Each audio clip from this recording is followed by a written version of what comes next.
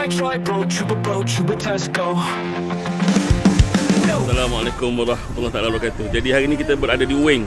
Wing tu Wing. Ni kita nak tunjuk satu benda. Dia macam sate tapi sini dipanggil ayam bakar. Kai ke dekat nama dia? Kaiping. Kaiping.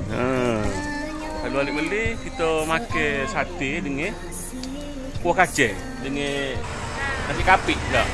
Tapi sedap sana dia makan dengan kuah hijau sikit. Dengan pulut. Dekat berapa lama dah kedai ni? Oh, lu nak tahu lama tu, nak tahu tu.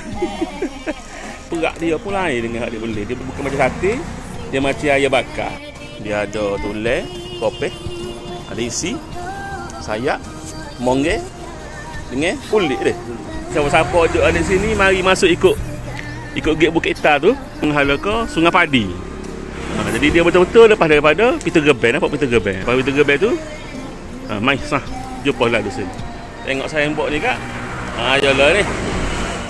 Manis-manis manismu lagi, ibarat bulan di langit tinggi, dirimu soleh, tak ada pengganti, semua ku sifat.